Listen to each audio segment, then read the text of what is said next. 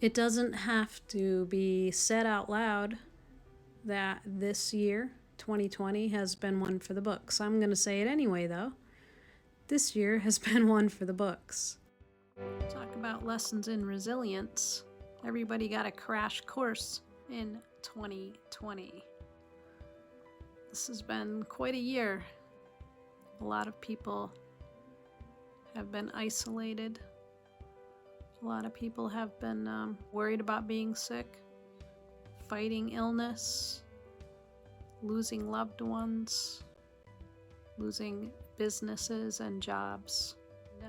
A lot of people have unfortunately found out the hard way about suffering. I mean, everybody finds out about it at some point in their lives, but this was kind of a pretty big global lesson. It's been a tough year for most people. So there's really nobody that hasn't been a part of this and hasn't been dealing with difficulty this year. So this is unprecedented. And then all the shutdowns, the lockdowns, that's in most countries. It's not in every country, but most countries. So most developed countries are experiencing the economic difficulties, the different problems that have come up. Now, it matters what the real reasons are behind all of this. However, the effects are still the same. So whatever a person's beliefs are about what's really going on or what's not really going on, we're still all affected. So that's new because there have been a lot of people that have not really experienced isolation and being worried about how they're going to eat, being worried about losing their job, being worried about losing their loved ones, that kind of thing. All these things that everybody pretty much has been dealing with, being told what to do by the government, and some people are policing their neighbors and their friends. This is unprecedented, and especially the scale that it is. So everyone who's experiencing this and is going through it is actually being and developing resilience, because that's how we develop resilience. Is we go through things and we endure them and we survive them and we get to the other side. We're still in it right now. This is only New Year's Day, 2021. Happy New Year. Hopefully this will be a better year. But resilience is about dealing with the thing, surviving the thing, learning from the thing, and getting through to the other side. And person is not necessarily still the same person on the other side. They're still basically the same person, but we grow, we learn, we change, and we don't have to call them scars. They can be scars, but we don't have to call them scars. We don't have to live around the traumas that we have endured or the difficulties. So that's part of resilience too. Not sweeping it under the rug. Not pretending that nothing happened. Toxic positivity is, when people tell other people that they should be happy, really not that helpful. But however, the gratitude thing, that is helpful. Not to be told to do it, but to do it. But it has to be from within. It has to be from within one's own understanding. We can look around and just notice and remember the things that are the little things, just even the smallest things that are positive and not negative. Even peace, there's times of peace that we're not dealing with drama or not dealing with heartache, not dealing with somebody's anger or moods, not dealing with somebody's hate. Those moments are nice. Those are peaceful moments when we're actually interacting in a positive way with somebody. Those are wonderful moments, as far as I'm concerned. And we don't necessarily have to be in some big relationship with a person to appreciate them. Just having them to talk to sometimes, just knowing them. I appreciate going through the Dunkin' Donuts. Sorry, not a plug. Going through the drive-thru, and the customer service person, the cashier, is a kind, courteous person, and they actually care about their job. And everybody with that job is usually very busy and probably very stressed, especially at certain times during the day. I've had serious customer service jobs myself. I'm very aware of how stressful it can be, especially when it gets busy or when you have very negative customers or supervisors, and when you're not getting paid very much.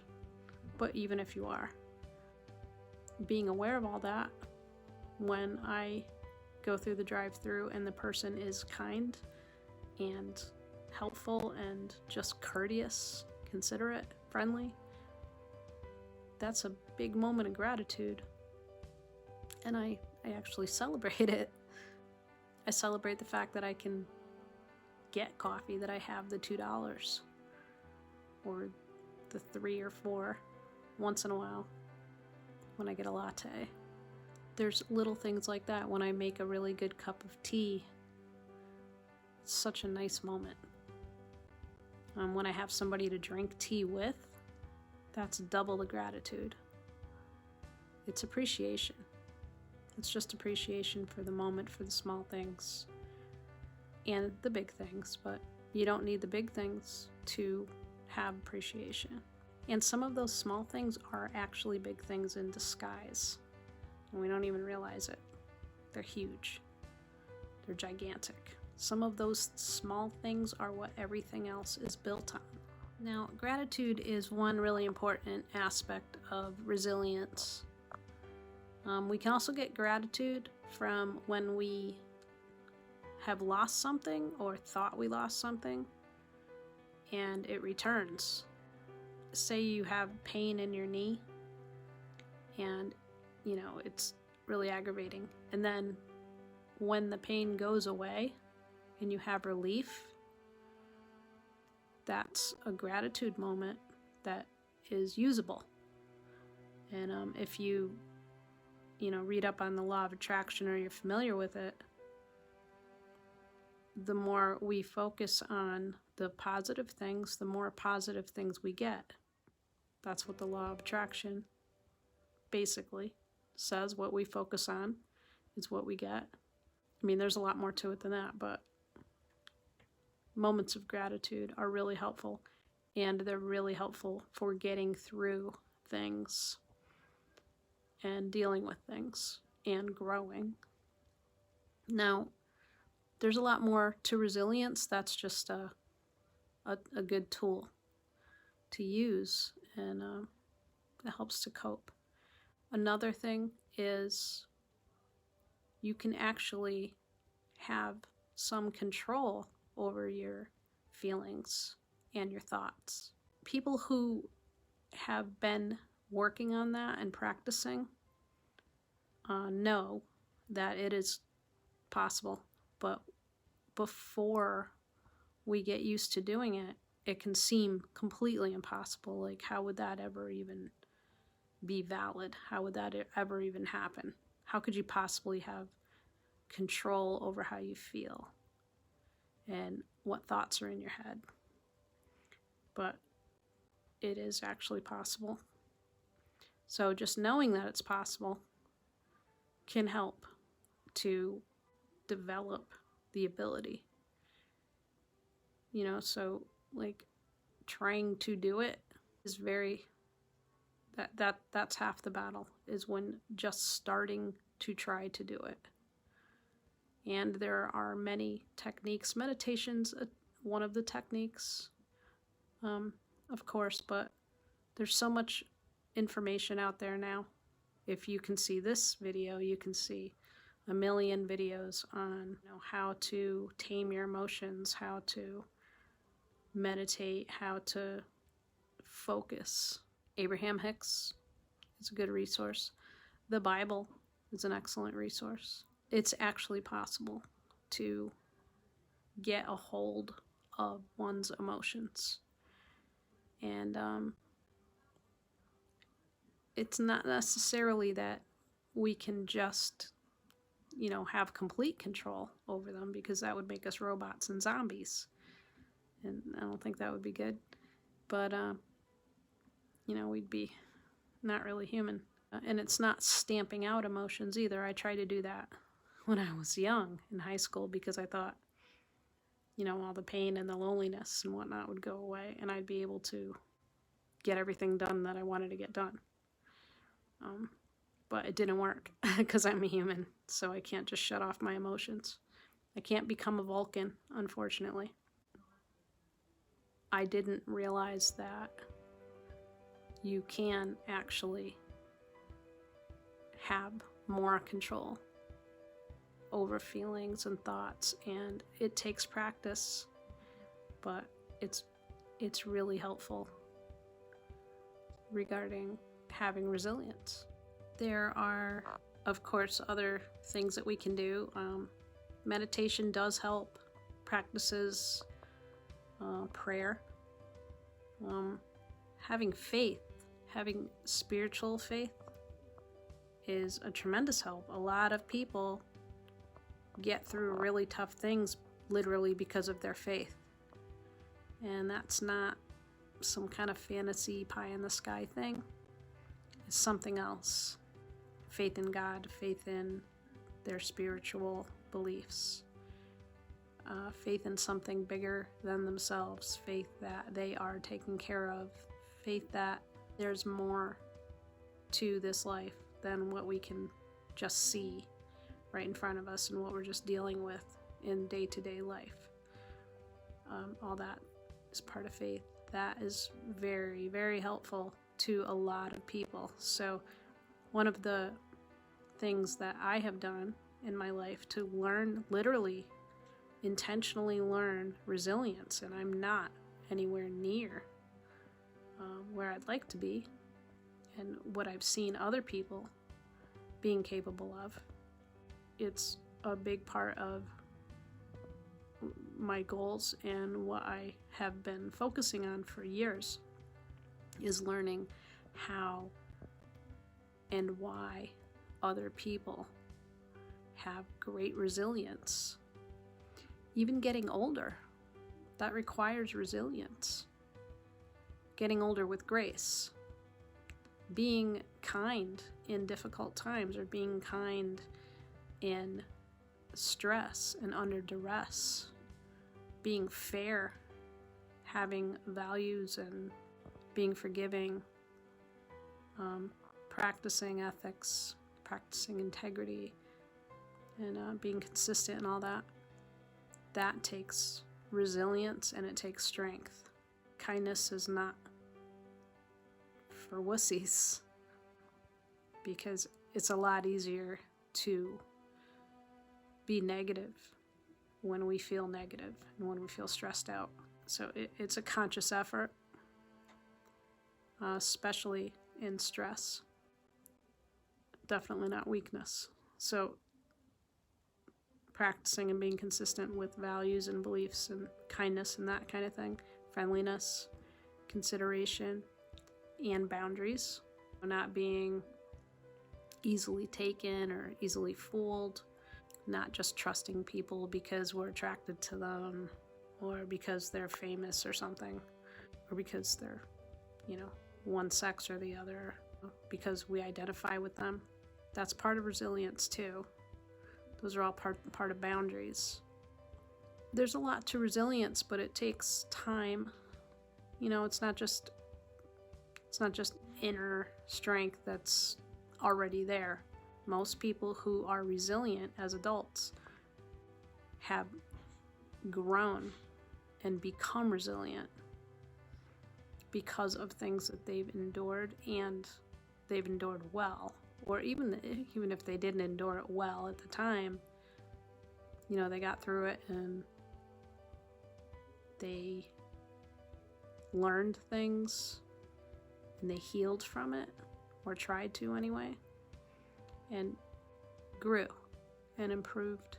That takes humility. So that's another thing that resilience requires, is humility, because arrogance and ego actually make a hard shell that's kind of brittle. It'll break, while humility gives us resilience. We are bendable, but not manipulatable.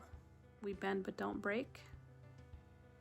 And if we do break, we seek to heal and to mend. So one of the things that I have done through my life is literally ask people who I know about their experiences and who I meet.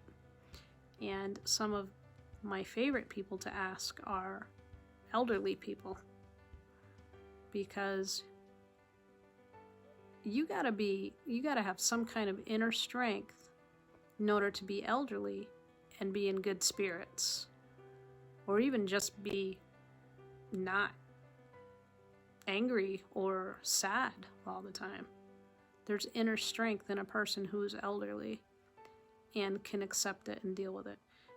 And obviously, they have been through stuff through their life that us younger folks have never seen. We've never seen it. We've never experienced it. We don't know about it. We weren't born yet. And each person has their own experiences anyway in their life, whatever era they're in. So I like to ask people their experiences. I like to ask people how they got through things. I like to ask people about what they understand, try to glean their wisdom, their personal experience. And everybody has it. You cannot meet a single human being on this planet who hasn't been through things that you and I have not experienced. Every single person you meet has experiences that you don't have and that I don't have. Even a kid. Even kids will have experiences that some kids have experiences that we don't want to have. And it's not some kind of competition or comparison. It's got nothing to do with that. Each person is kind of like a planet unto themselves. We are put here, or we're born here, and we each have our own life, our own experiences as we're growing up. And one of the problems that humans tend to have is that we think that we know a lot more about other people than we do, and that we even possibly can. And that includes strangers, that includes acquaintances, it includes associates, and it even includes people that we know, family members, friends, our own parents, our own kids, our own spouse, our own brothers and sisters. We have a penchant for kind of an ignorant arrogance that we think that we know what other people have been through. We think we know what their thoughts are. We think we know their experiences and their capabilities and their limitations and their flaws. But those are projections. Those are our own beliefs and assumptions from our own mind. And there's a million reasons why we end up that way. But the point is,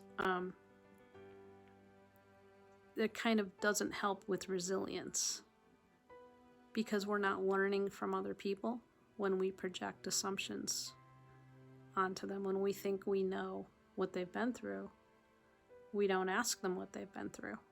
If I think I know what's in a box, I'm not going to look to find out what's in the box. I'm going to assume that I already know.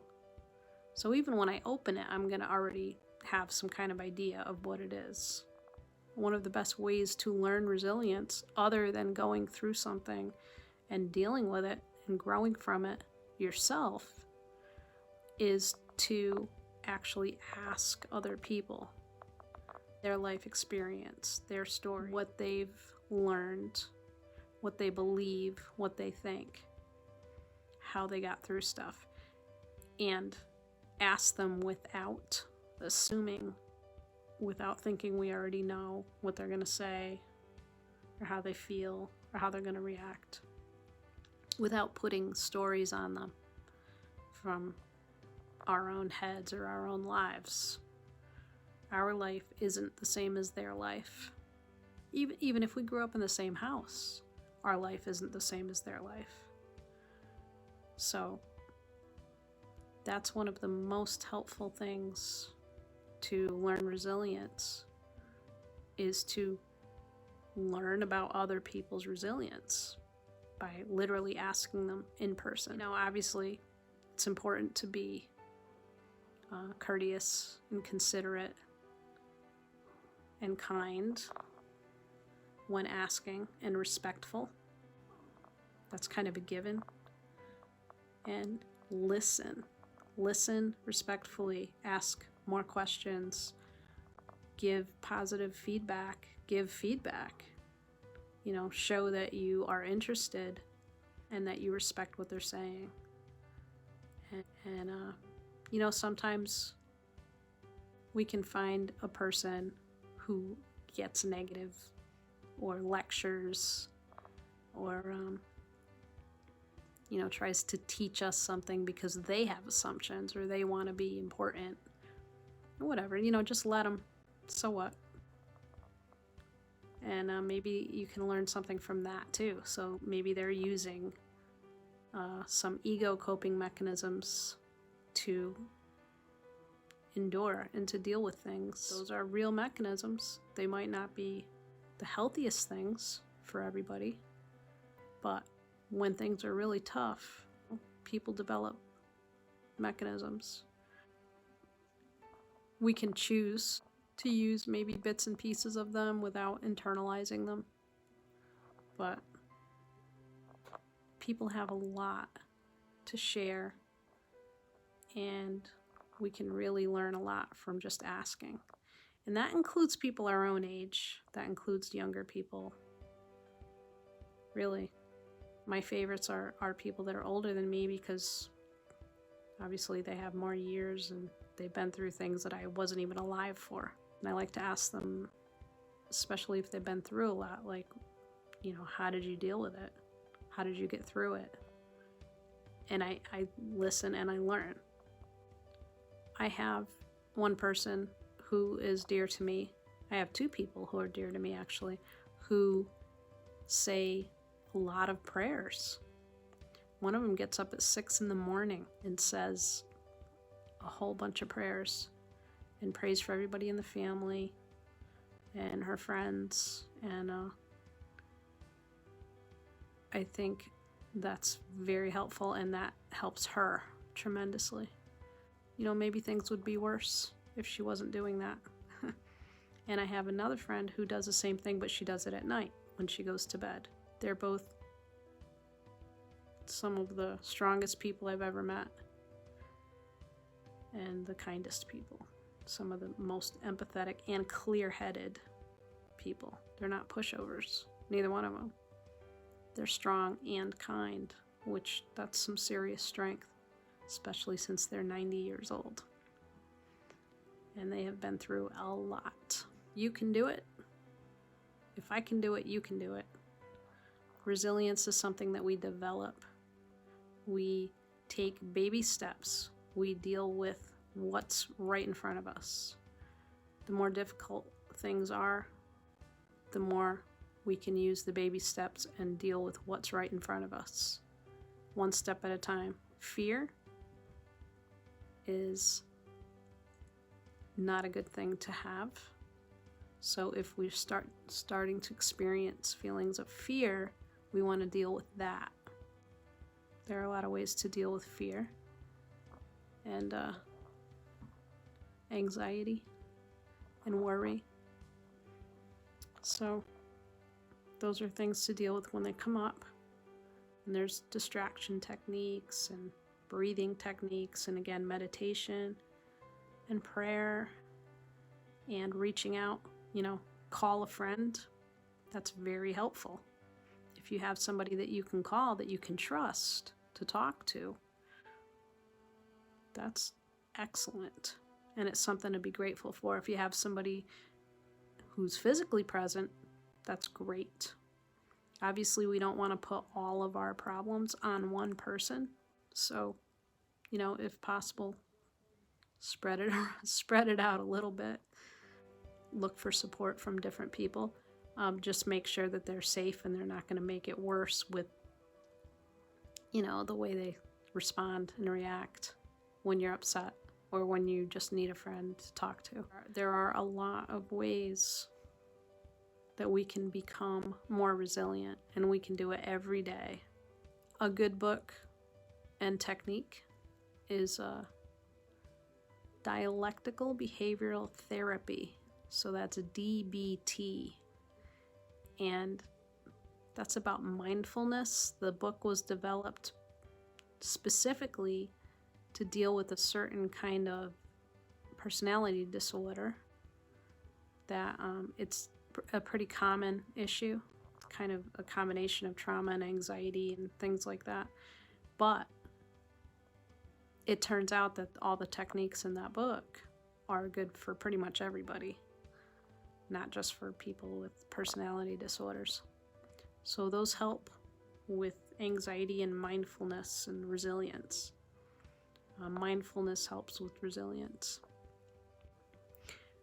Point is, you can do it. You can be resilient. You're being resilient right now, dealing with all the stuff that's going on. Confidence is important. Energy work and healing. And prayer is actually a form of that, so that is easily incorporated. Things like Tai Chi, Qigong. It's really neat and it's helpful. And with resilience, connection with other people is important. I've had days, I've had weeks, I've had months where the only people that I actually saw were the occasional store clerk. It was a bright spot in my day because of the situation that I was in at the time. So there are so many ways that we can be resilient, that we can get through difficult times, and that we can develop more resilience. And that's possible for all of us, and it's definitely possible for you and for me, and I'm still working on it. I work on it a lot. I have for a long time. It gets to the point where it's kind of fun to keep, it's like a project. It gets to be pretty cool. Health is very important. Nutrition. Nutrition is huge with resilience. You need B complex. Most people do. Vitamin D, good multivitamin. I'm not a doctor. I'm not giving medical advice, so ask your doctor first. But, however, there is so much information on nutrition out there in the world, just right on online, if you can see this video, you can get information about nutrition. And that's extremely important to help with resilience, is health, nutrition. And have a wonderful new year. 2021 is going to be better than 2020. I mean, it's gonna, right? It's gonna be better. So, have a good new year. And we're all gonna get through this. We've already gotten through a lot of it. So, take care of yourself. And thanks for watching.